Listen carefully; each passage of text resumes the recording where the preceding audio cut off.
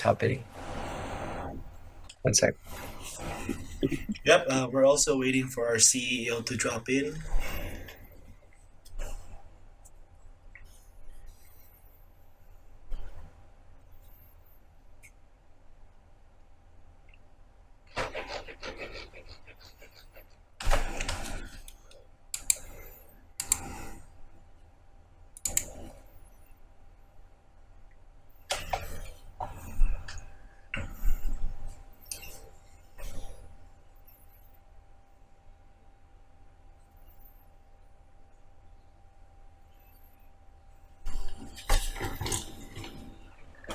Thank you very much, everyone, for being here.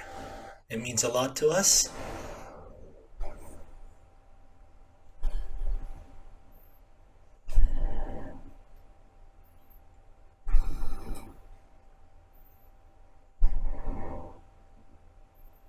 Okay, what do I call you? Loudy or Yonko? No, you can call me Loudy, sorry. Loudy. All right. Yeah. Sorry. Two names. Sure. What's the name of the CEO so you can keep a lookout for him in the audience and just bring him up? Chief Topia. There you go. You see him? There, he's here. Yeah. All right. Let's get one of our guys to bring him up on stage. Yep.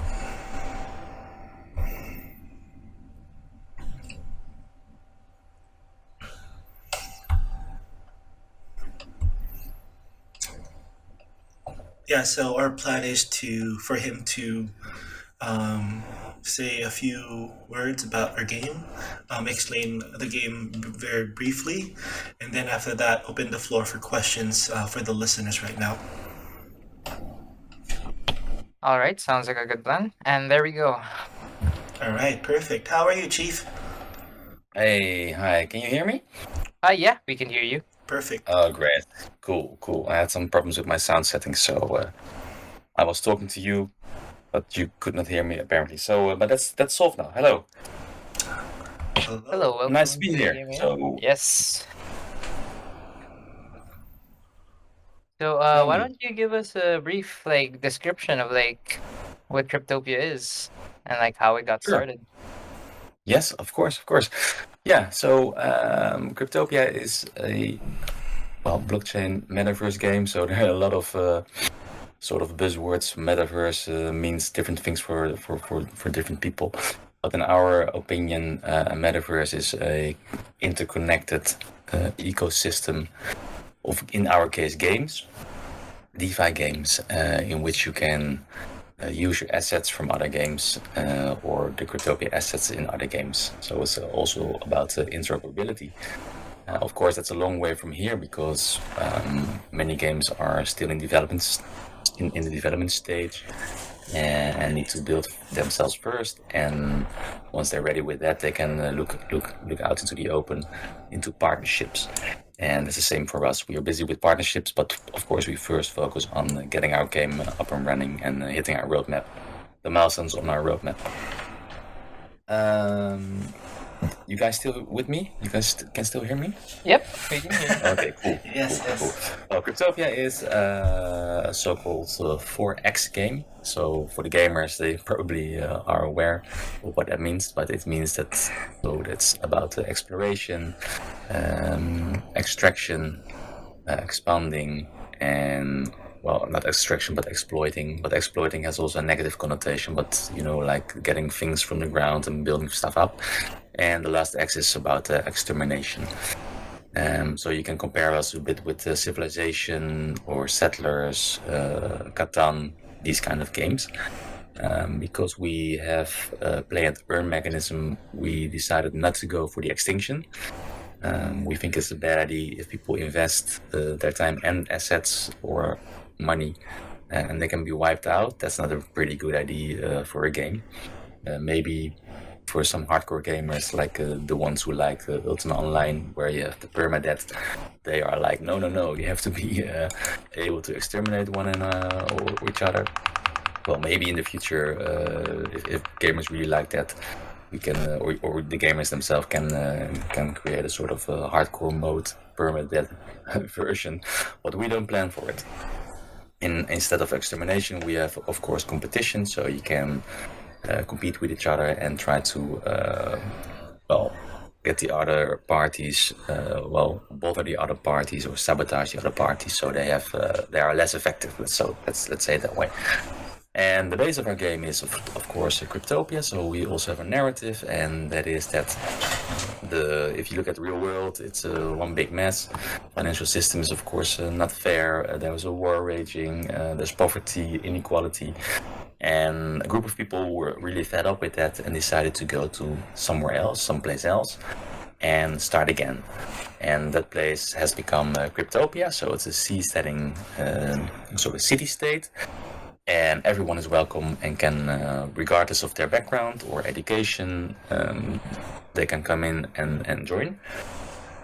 But of course, we are still human, so there arose some disagreements, and in the end, the group of people split into 4 factions, and those 4 factions are competing with each other. And when you join Cryptopia, so when you are going to play the game, you have to take sides. So like World of Warcraft, you also have to choose Alliance or... I'm sorry, there's a bit of background noise. You have to select a party, and from that party you are going to play. So you belong to a faction, you belong to a group of people, and together with the group of people you try to proceed and to progress and to advance in the game. And when you start the game, you will be you will receive a starter NFT. So that's a ship, and with the ship you can navigate through the game. You can view the world. You can go everywhere you want. And at some point you can see a piece of land that has valuable resources, and then it's up to you if you want to buy that piece of land and try to extract the resources, or that you join other players who are going to buy that piece of land or maybe own that land, and help them, and in that way you can earn some tokens. What you can get out of the ground are a lot of resources, like the basic ones, like oil and coal and ore, gold, and you can process them into refined materials or intermediary products, into finished products. And so basically the game is about setting up supply chains in order to advance and reach higher levels and produce better products and services. So that's in a nutshell what the game looks like. We have 2 main game modes. So the first one is the adventure mode. And that means that you as a player go out in the world and adventure. So do quests, help each other, help other people build. And that way you can earn tokens, our crypto tokens, Cryptopia tokens, CRT. And the other one is the tycoon mode, so comparable to other games where you are the one that is buying all the stuff, trying to control the supply chains and investing. So in this case, if you're a tycoon, you probably want to have a lot of resources, have a lot of land, and build actively on these tiles of land. There's also, of course, options to switch, because it's not a set mode. It's not like you have to select an adventurer mode and then you never can be another type of player. Of course not. So it's up to you. So based on your behavior in the game, you are labeled accordingly, adventurer or tycoon. And of course, it's perfectly possible and even, well, in my opinion, advisable to go both modes, because both have advantages. Well, the 2 are interlinked by our in-game mechanism about labor. So even if you have a lot of money, a lot of crypto, and you want to buy everything in the game, you still are dependent on other players, because you can't buy finished buildings, you can't buy finished structures. So in order to advance, you need to build, and in order to build, you need other players. So other players, so physically, well, it's a virtual game, but they physically need to go to your structure and need to answer or answer to your call, and in return they can earn tokens. And this is not like one-dimensional flat, so one level. It's also for the adventure mode players, important that they are leveling their skills and their profession, so they are more attractive for the ones that need labor. So you can compare it to the real world. If there are 1,000 construction workers, so who are you going to choose, right? So there's no really criteria to differentiate. And the players or the construction workers in Cryptopia can differentiate by leveling up and by selecting a specialization. So the higher the level or the more specialized they are, the better they are fitted for your building job. And also they can get a better return, so a better wage or a better quest reward. And by doing so, we actively encourage you as an adventurer player to keep playing the game. But also when you advance in a certain skill profession, we also have crafting skills. And the crafting skills you can only level by actively playing and crafting. So only sitting there and doing nothing is of course possible. But if you really want to enjoy the game and want to be able to craft relatively powerful or relatively scarce resources, then you should actively play. So it's not possible that someone else plays for you and you get the benefits and level up the crafting tree. So that's really where you need to play yourself. Other than that, if you don't care about crafting and there are a lot of different players, then you can of course say, I'm not going to try that. I only want to focus on having a certain supply chain or maybe control the markets. That's absolutely up to you. And well, we like that. We are very curious how players are going to behave and how players are going to work together or compete against each other. So that's in a nutshell our game. We think it's a bit unfair that a lot of games, well, especially half a year to 1 year ago, there were a lot of NFT games or blockchain games that were rapidly going to be too expensive to get in. So in order to play that game and in order to earn a bit of the token, you needed to invest into an NFT. And the price of these NFTs were in some cases ridiculously high.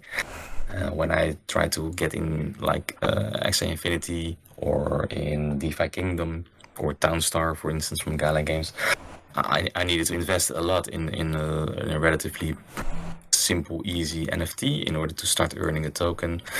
And yeah, well, I decided not to do that because it was obviously not really a wise investment for me at that time. So we learn from that, we look around and we say, okay, well, it's very important for people to not being forced to invest. So the barrier to entry or the barrier to play has to be very low. And you have to create a game that is so good and so attractive and so fun that you are rewarded as a game publisher, that people want to buy stuff from you. But only after they have played the game and have decided for themselves that your game is worth their time and money. So that's why we decided to have a free-to-play option, and that's the adventure mode. So you can just start the game, you don't need to invest. Even the gas you need, because it's a blockchain game, will be credited to you. So you can download the game and buy the game for $1, and then you will credit it an amount of gas worth of that $1. So you swap the $1 for gas tokens. And then our game is built in such a way that all the things you do, all the little transactions you make, a small percentage of those transactions are going back into your gas tank. So you never need to worry about gas again. But most important thing is you are able to try the game without investing, except for that $1. And then you can see if it's the right fit, if you like the story, if you like the game, if you like the community, if you think it's fair, if you see potential to proceed. Well, all the things you do in other games, of course, but without being forced to pay upfront a large amount of money. And the second part, another problem we notice in the blockchain gaming space is that it's a bit complicated to start. Well, I guess not for you, because you're all seasoned blockchain gamers, I assume at least.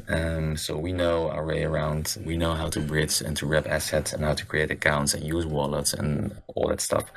But the masses, once they get into gaming or once they are attracted to play and earn, they don't know about that. So it's very difficult for them. And we sort of abstracted away the blockchain in our game. So it's really a matter of downloading the game, paying the $1. So in return, you get the gas. Create an account. A multi-sig wallet is actually the heart of our game. So you don't need MetaMask or another external wallet. You can just play, and within the game, it's also not a browser game, it's a real game.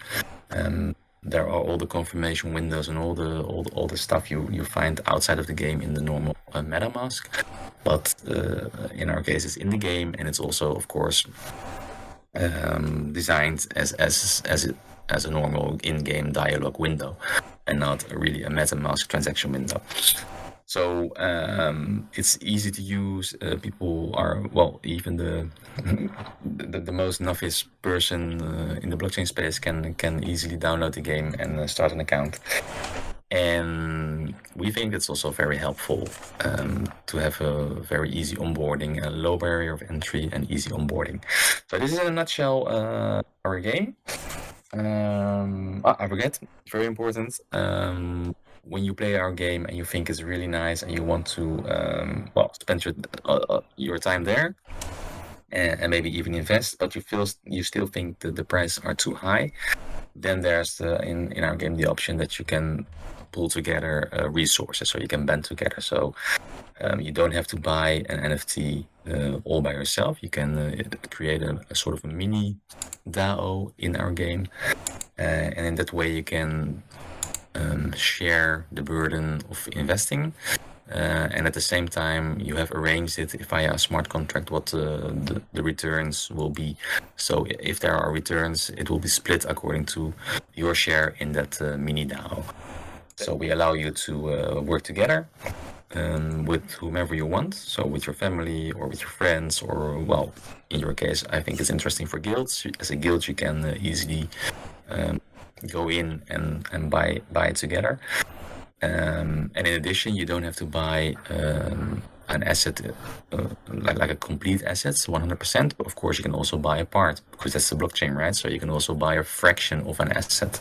So if you want to have a piece of land, but it's very valuable, you can work together with other guilds. So in theory, you can have 1,000 guilds that consist of 1,000 players and that buy together one piece of land. So in that way, everyone has access, and not only the richest people. So Yeah, Chief. let me stop here. Yeah, thank you for that. No, that's pretty detailed. So Ian here, I'm also the CEO of Quest Gamers. Actually at this point, like our group, our project has been talking to like 2 to 3 games a day, right? Like, and just really helping sort of projects figure out this whole transition, right? Like from the old play to earn games and the old GameFi games to the more sustainable ones, right? So how are you guys like thinking about rewards tokens and sustainable economies, right? So what's the secret sauce, having learned from the past generation of games? So how are you guys thinking about that? Yeah, that's a good question, and a very valid question, because indeed many games are not sustainable, or unfair, at least, so to say, to the new people. So what's very important for a game to thrive is, of course, that you have to have new people coming in all the time.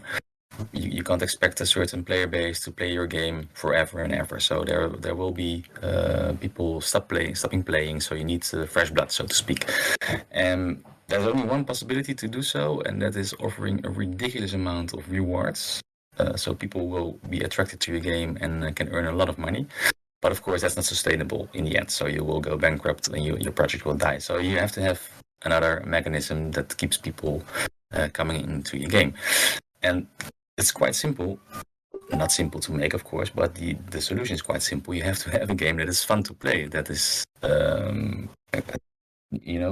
giving you the impulses to check back into the game, and keep playing. And that can be derived from several mechanisms. So community is one thing, right? So if there's a game with a really strong community and it's really fun to hang out, you go back. But in my opinion, that's a sort of a hygiene factor. So you have to have that as a game.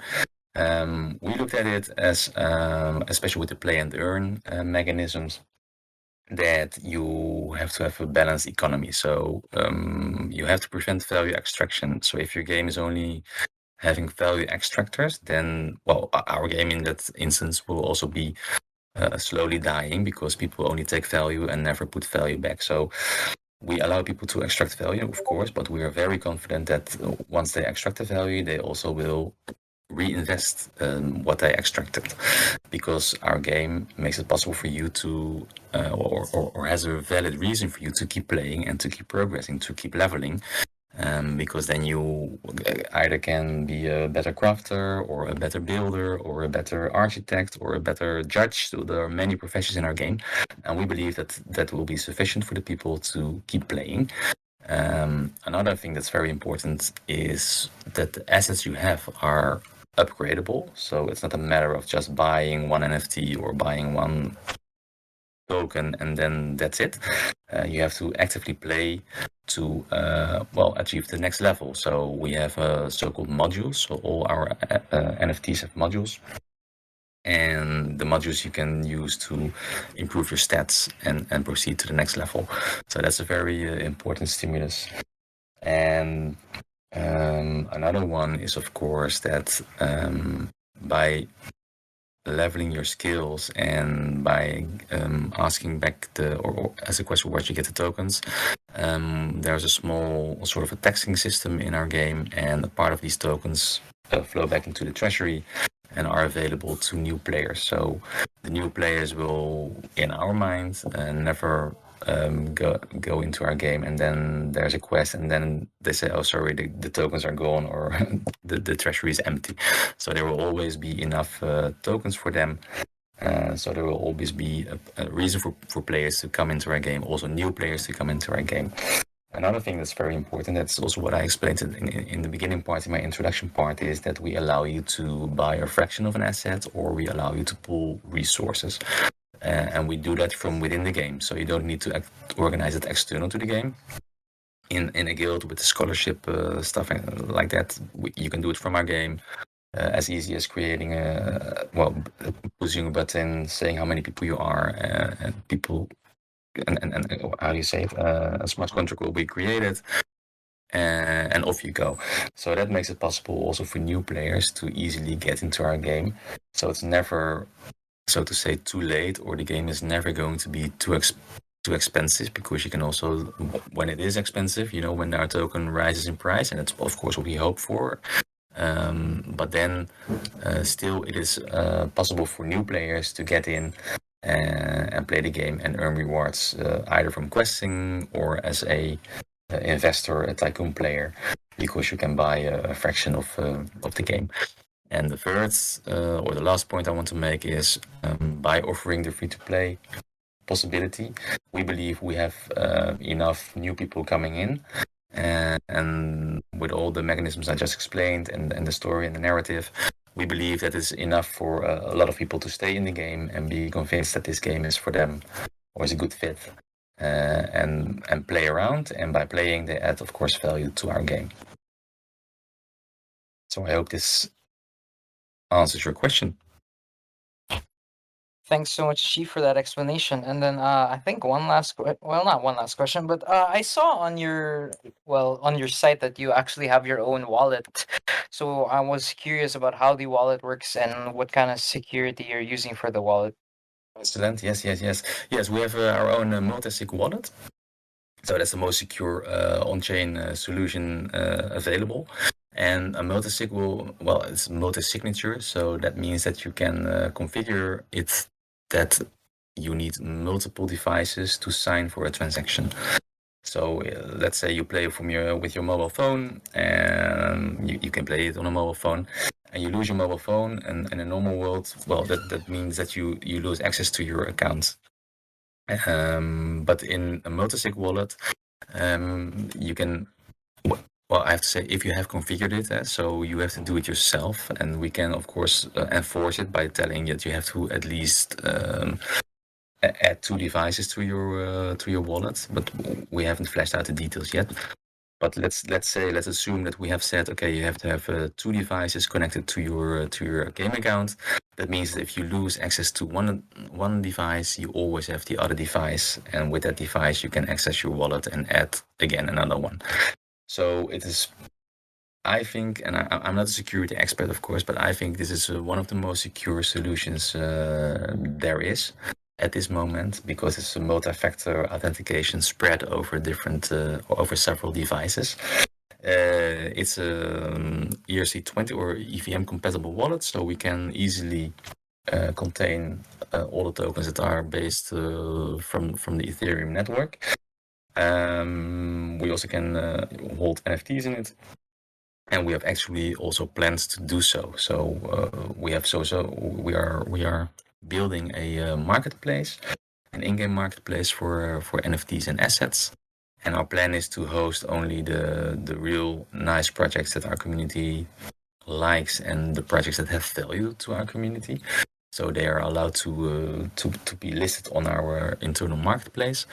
And also we want to offer the gamers the option to hold other game tokens. So if you play another game, you can play or you can store that token from that game in our wallet. So you have a secure solution. And in addition, but it is really still design and design thinking.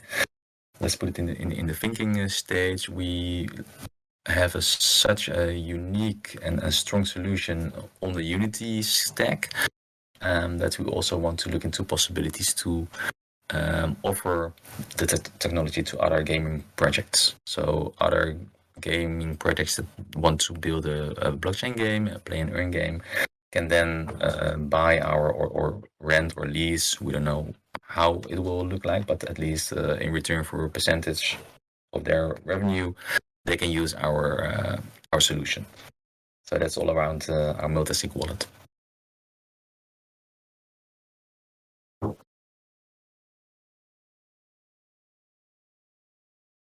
Any follow-up questions on that? Thank you very much for that, Chief. How about from the audience? Do you guys have any questions for us?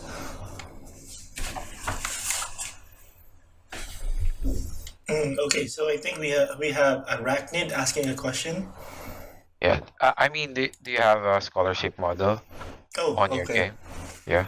Hi. Yeah. Well, yes and no. No, we don't have it actively enabled in our game, or well, at least not outside our game.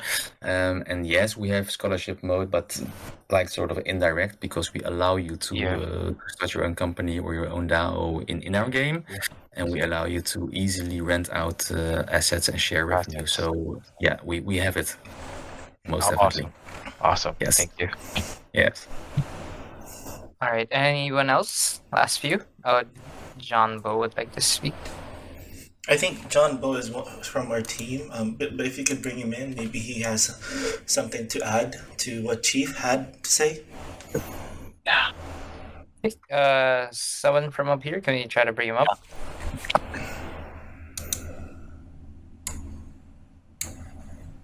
I'll try. Yeah, I guess I'll ask a more strategic question. So where do you guys see sort of the GameFi space in 12 months? Let's call it 12 months, right? And what types of games do you think will be successful? And also for you guys as well, where would you want to see yourselves in 12 months? Yeah, so I have to grab my crystal ball, right? Well, in 12 months, it's really difficult. And well, the real economy is not having great forecasts, right? So probably are going to be in this situation for the next 6 to 12 months. That's my expectation, and I'm by no means an expert. And this has consequences, of course, also for the blockchain space. I think, for one, that a bear market or a bear market situation is pretty good for us, because we want to build, right? We don't need hype, and we are also not depending or gambling on the hype for funding or our token to go to ridiculous heights. So I think it gives us even more time or stable time to do what we are doing and build out our game. As for the broader sector, I believe that a lot of projects, because of the bear markets, are exposed in a way, and I mean exposed is their flaws are going to be exposed, because if your game only consists of appreciation of your assets and there's no gameplay, then well, I believe your game is not a game, and you have no real reason to exist, right? Other than sort of Ponzi scheme type getting rich when you're an early entrant, and then push a very expensive bags into the hands of the latest entrant, and he is screwed. So that's not really fair, and also not a game. And I think a lot of the projects without sound in-game economies will not make it, will cease to exist. And I think that only the games that really think about how can you be a sustainable game, so not about money grabbing, not about let's have land and an NFT and get rich, but really think about a game that can add value, fun and value to their community. I think these games will make it, or there's a good chance they will make it, because of course we are very dependent on the external factors, and even our project can still fail if something else happens, right? So we don't know what can happen, but we are very confident that it won't be caused by our internal, by our, how do you say, our ID, the way we execute it. We are really doing well, and it's very a bit weird or awkward to say it about yourself, of course, but I did many projects and startups, and we really even pushing it forward. We really hit our milestones. I see it every day, new things coming up. The development team is really nailing it, and I'm really confident that we will be there in 12 months and have a beautiful game running. I'm very curious about the mainstream gaming economy, what they're up to, because there's a lot going on which we don't know. They invest heavily into blockchain technology, play and earn. They attracted a lot of developers and designers, and in 12 months we also should see something from their side, right? So I'm really curious how they are going to do. We haven't seen anything that's even remotely looks like our game. So yeah, I think we're in a pretty good place in 12 months.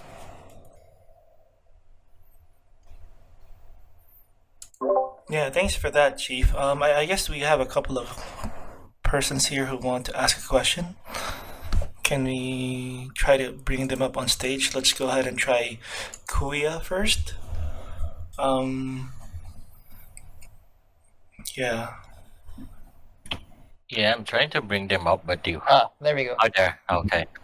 Hey, Kuya.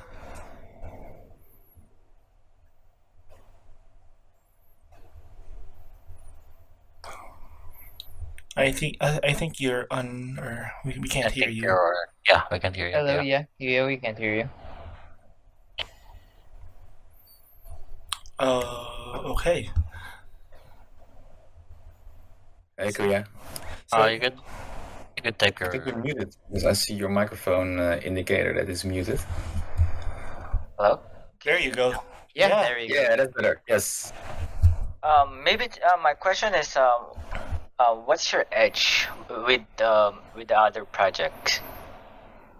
I mean, there's Yeah. a lot of makers that creating multiverse. So, what would be the difference or the edge of Cryptopia in Good question. Good question. as a whole, as a whole community? Very good question.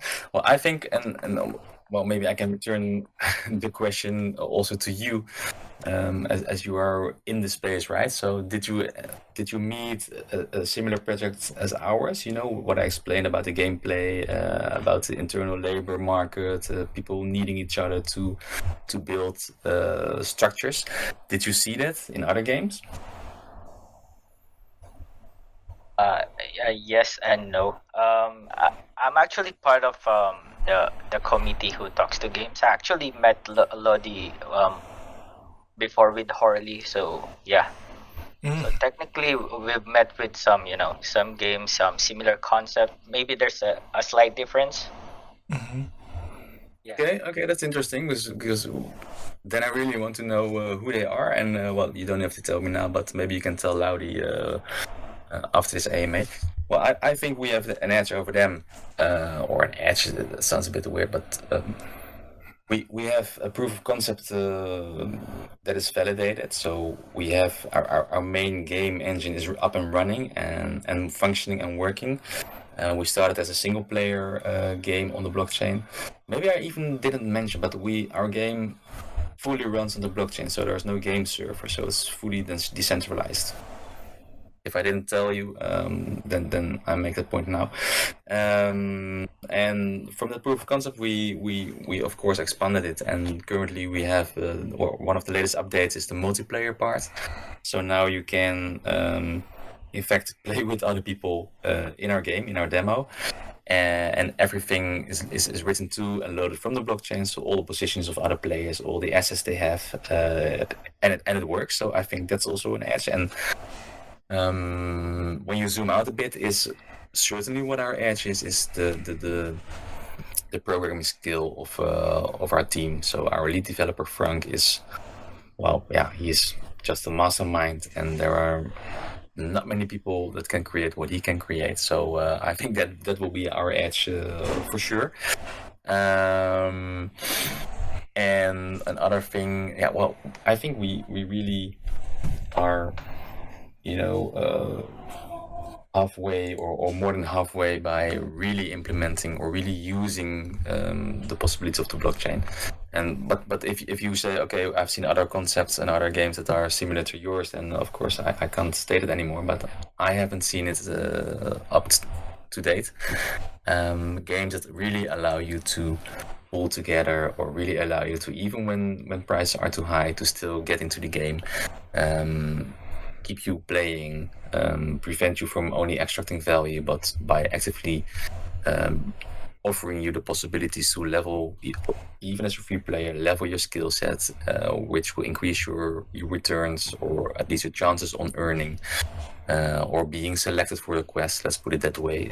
Let's stay a bit away from earning, but allowing you to progress and level by leveling. So the more you level, the better loot you get, and the more you are asked as a laborer or as a specialist. Well, I haven't seen that, to be honest. So I think that will be our edge. Yeah, and also to add to that, Chief, what I like about our game is that we have our own identity, right? Unlike other games that try to be everything and then try to niche themselves down a bit, what we did is we established our identity. We know what we are. We are a tycoon game. We're like Civilization. And then from that, we expand to other different gameplays, right?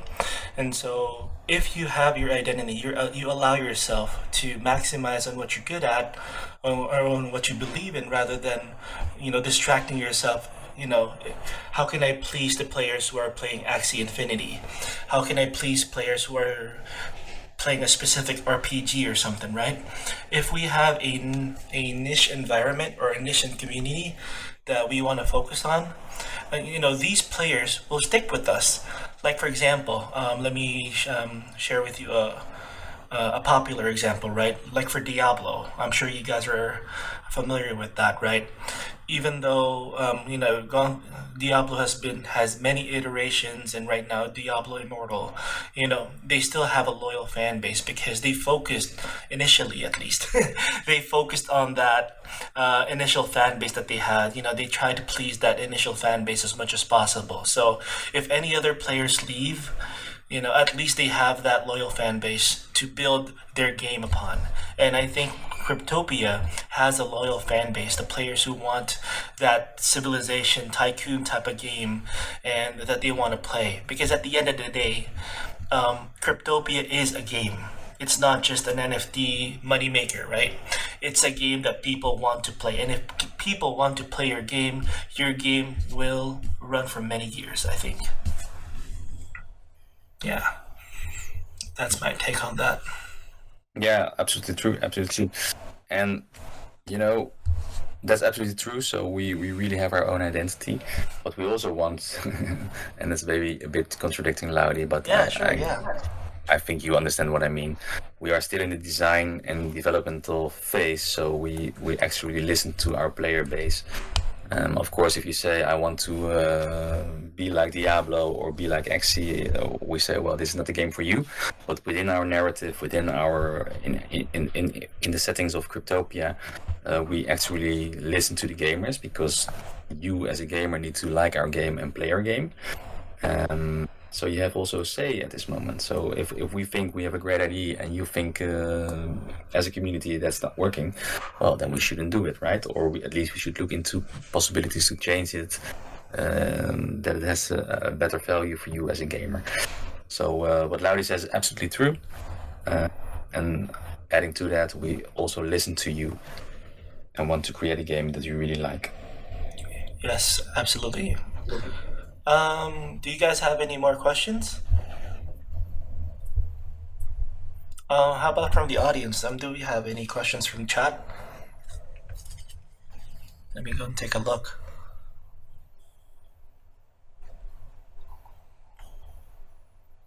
Okay.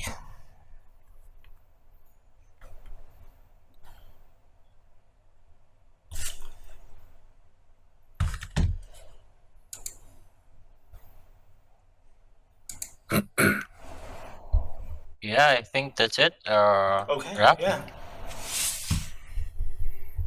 All right, cool. All right. So if you guys don't have any questions, that's perfectly fine. We can always visit our server if you guys have any follow-up questions.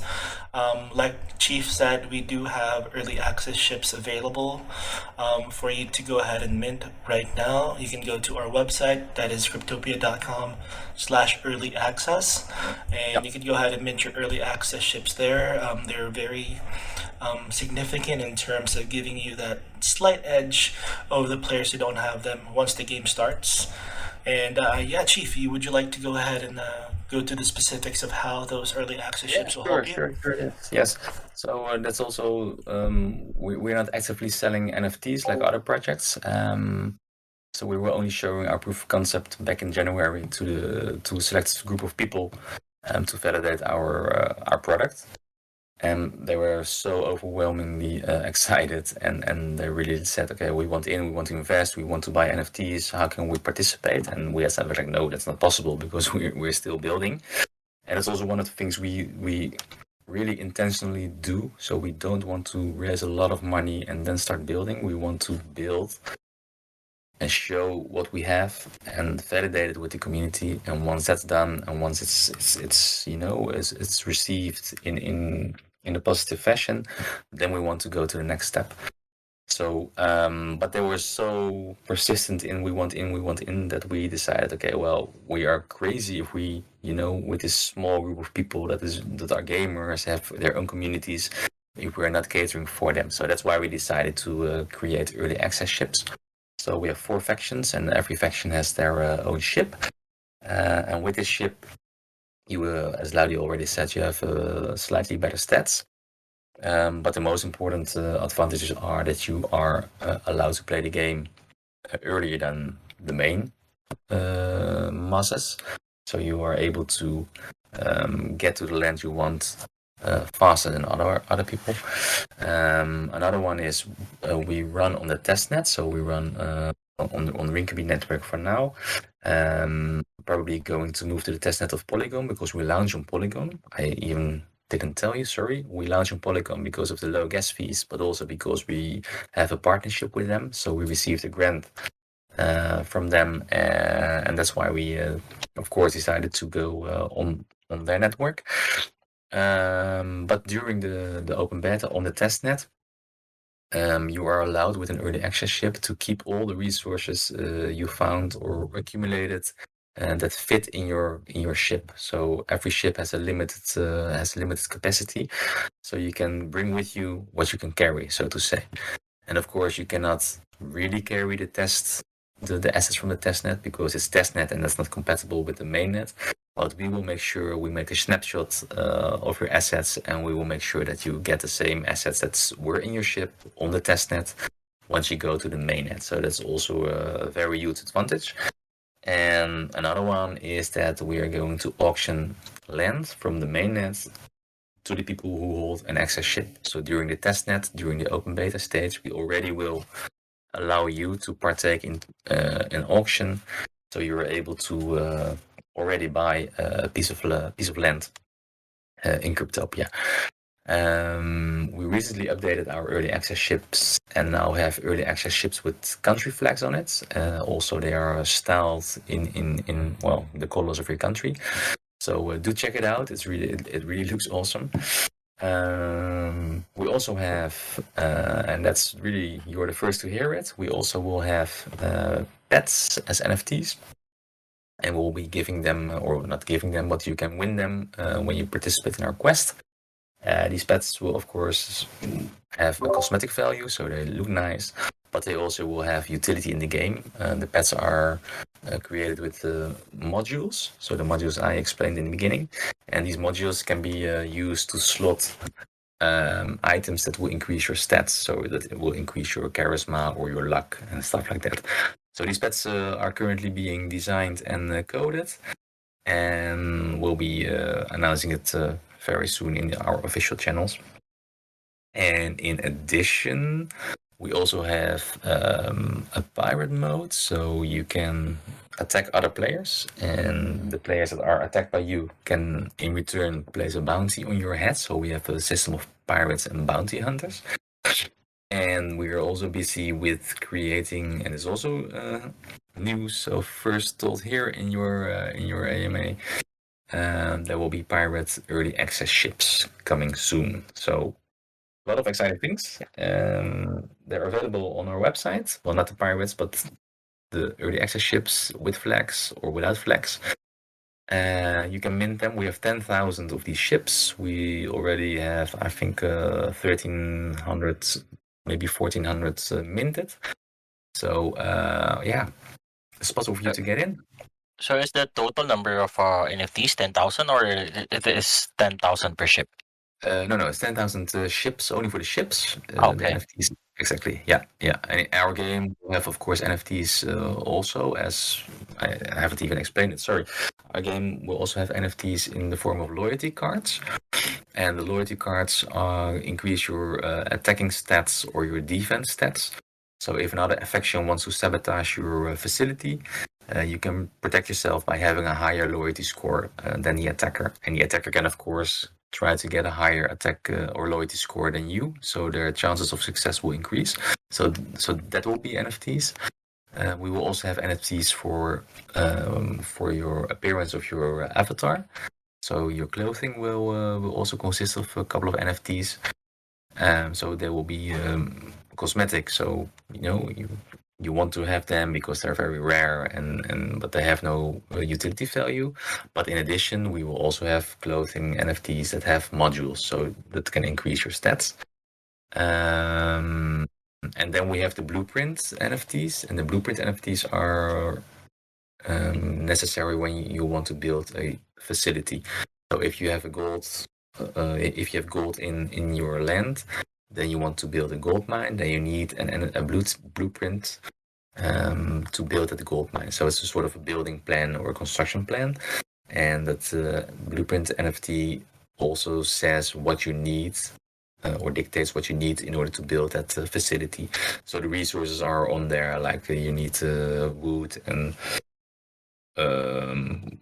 or what have you to build something like a mine, wood and stone, and of course labor. So it will also indicate how many people need to come to your structure and offer their labor. So these are the NFTs we have in our game.